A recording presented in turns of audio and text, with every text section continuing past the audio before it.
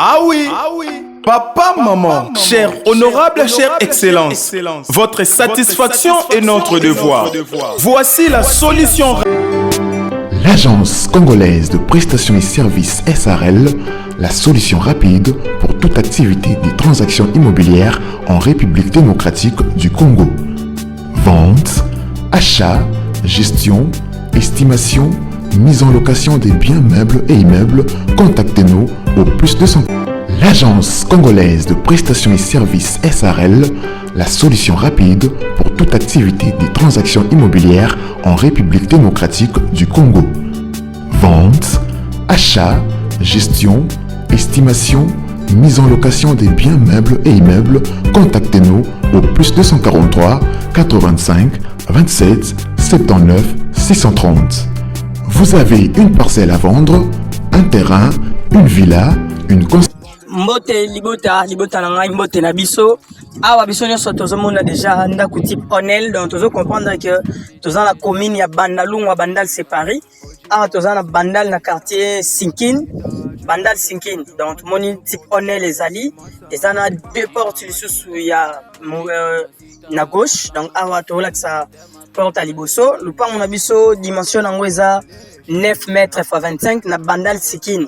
Donc eza bandako oyo ezalaka type Onel ya coin, ya coin siko ya ndenge à gauche, parce que bandako type Onel ezalaka coin ya gauche na ya droite, osko toza ndenge ya gauche ya mbomo la bandako eza na gauche et puis type Onel na biso eza na droite. Donc toza na deux portes ya ba locataire les sous ba deux chambres. Donc porte à liboso to laksa eza deux chambres, porte à mibale au pet place to eza deux chambres, tozo kende to laksa na sima place ba installation ezali na type Onel na biso soto ebi Onel ndezalaka salon na se ba chambre likolo et puis na sima ezalaka na espace oyo ya cuisine, ezalaka pe na porte place mama azali azolamba to balka kuna na sima tozo laksa na mikoto yo. Donc to na ba porte mibale ba deux chambres et puis tozo poussa na sima total la porte à cuisine et puis entrée il y a type Onel, il y a l'icolo. Donc voilà un peu le pan on a bisonné tout le à 9 mètres x 25 na 3 portes. Donc type Onel moko na deux portes il y a mupandi yango to moni atozo ngato total la installation na sima to mona pe espace quartier ndenge ezali espace ndenge liboso ezali pardon pour la parking.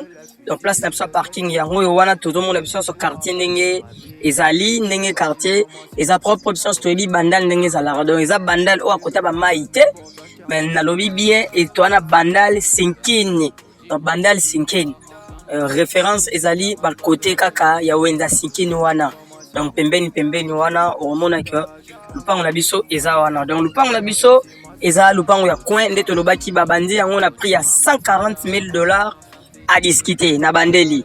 Le pan est à 9 mètres x 25, ba bache yango $140,000 à discuter. Donc le pan est à bien, bisons tout moni yango. Et ndenge zalara toujours mon union soka sombelo konaye, alukara toujours ko améliorer, ko perfectionner yango na moi misala tout là. Mais le pan en soi est très propre.